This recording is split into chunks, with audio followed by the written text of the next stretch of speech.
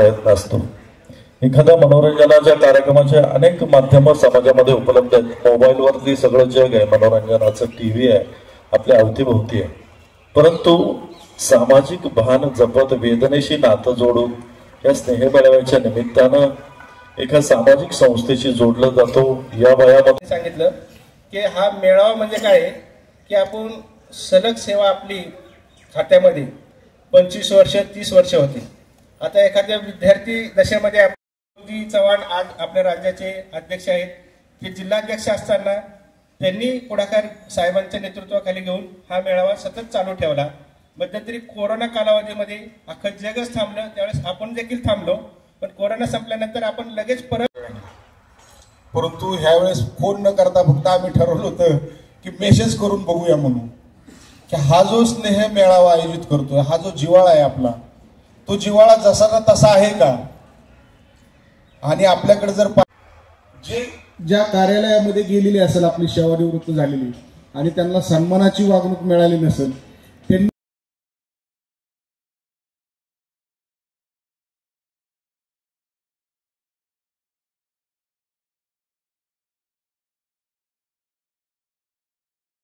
मंडळी तेव्हा मी पहिले सर्वांना नमस्कार करतो,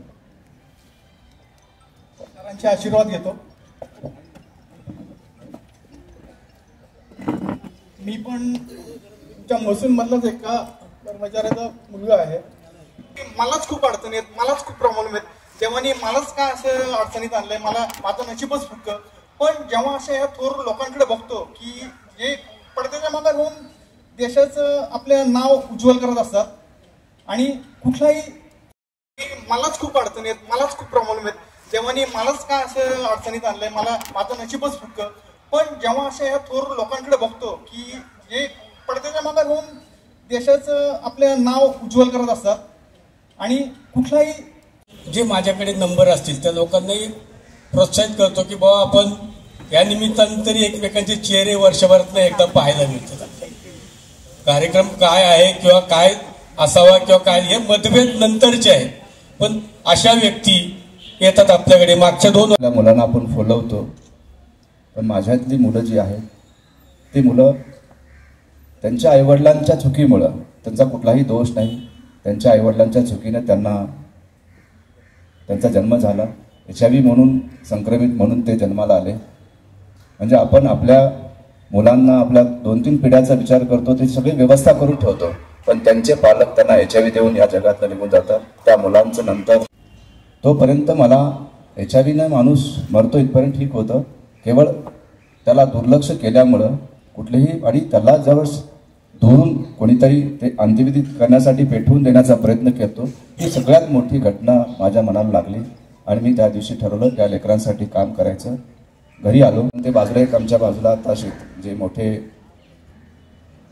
शैक्षणिक संस्था चालक आहेत त्यांनी त्या सगळ्या लोकांना सांगितलं होतं। 70-80 लोक आले आणि रात्रीतनं ते पाडून गेले। मी त्यावेळेस पत्रकारितेत काम केलं असल्यामुळे मी त्यांच्यावर गुन्हे दाखल करू शकलो असतो, पण काका मी त्यांच्यावर गुन्हे दाखल नाही केलं, कारण या लोकांना मला बदलायचं होतं। ही ग्रामीण भागातील लोक आहेत, तर आज जर मी यांच्यावर गुन्हे दाखल केलं तर हे कायमस्वरूपी त्यांच्या मनात माझ्यामध्ये द्वेष निर्माण होईल, म्हणून मी त्यांच्यावर कुठलाही गुन्हा दाखल केला नाही। सामान्य मुलामध्ये जायला लागली आणि सर्वसामान्य मुलांच्या शाळेत शिकायला लागली।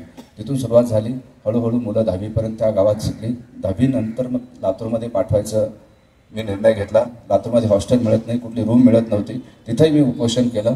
त्यातून शासकीय वसतिगृहामध्ये 5% आरक्षण काका, म्हणजे महाराष्ट्रातली सगळ्यात मोठी घटना आहे की HIV ग्रस्त मुलांना 5% आरक्षण आहे। कुठल्याही शासकीय वसतिगृहात त्यांना लगेच प्रवेश मिळतो। आम्ही 12 दिवस मी लातूरमध्ये उपोषण सांभाळायचं, त्याच्यानंतर मोठं होणार आहे, त्याचं लग्न होणार आहे आणि त्याला HIV मूल जन्माला आले हे माहीत नव्हतं, पण करत गेलो आणि हळूहळू ज्यावेळेस जे 18 वर्ष पूर्ण झालेली मुलं ज्यावेळेस मी पाहिले आणि महाराष्ट्रात पाहिलं कुठं संस्था आहे का, कुठं देशात पाहिली कुठं संस्था आहे का, एकही संस्था 18+ मुलांसाठी नव्हती। अशा आल्या, मला मारलं, कत्तीने मारलं मला आणि त्याच्या अगोदर माझं बांधकाम पाडलं, माझी आंब्याची बाग जाळली, 2दा मारहाण केली। एकदा ज्यावेळेस 21 मध्ये आत्ता ज्यावेळेस मारहाण केली त्या सेक्शन असं मला वाटलं की म्हणजे त्यांनी मला माझी गाडी ॲम्ब्युलन्स, मी धान्य ज्यावेळेस कोविड होता सकाळी 7 वाजेपर्यंत मार्केट चालू होतं आणि एकाने धान्य दिलं म्हणून मी ते धान्य घेऊन जात होतो आणि ते पुढला व्यक्ती एक सफारी गाडी समोर लावला आणि माझी गाडी, मी त्यांना सांगितलं गाडी काढा बाजूला, तर त्यांनी सांगितलं गाडी पंक्चर आहे. मग मी उतरलो खाली, उतरून पाहतोय तर गाडी पंक्चर नव्हती आणि मी त्याला सांगितलं तू गाडी काढ. त्याच वेळेस मी पोलिसांना फोन केला तर त्याचे लगेच तो जे प्रमुख होता त्याचे मुलं दोघंही आले, त्या गाडीत त्यांच्या मला कोंबलं आणि तिथून त्यांच्या कॉलेजकडं, त्याच्या कॉलेजमध्ये घेऊन जात होते. माझी सगळी मुलं पळत बाजूलाच एकदम पळत आली. तो प्रसंग तो काय करणार होता माहीत नव्हतं विषय त्यांचा, कारण माझ्याकडे दादू काकांना माहिती आहे, चव्हाण साहेब तुम्हालाही माहिती आहे, दादू मानाचा माझा मुलगा आहे.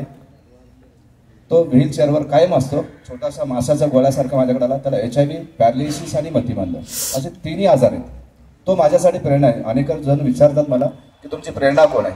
मी अपघातानं काम सुरू केलं आणि प्रेरणा हा माझा दादू झाला, कारण दादू 3 आजार HIV, पॅरालिसिस आणि मतिमंद आणि गोळ्या रोज मुठभर गोळ्या खायचे. काका तो गोळ्या जसं खायचं, आता आपल्याला पाणी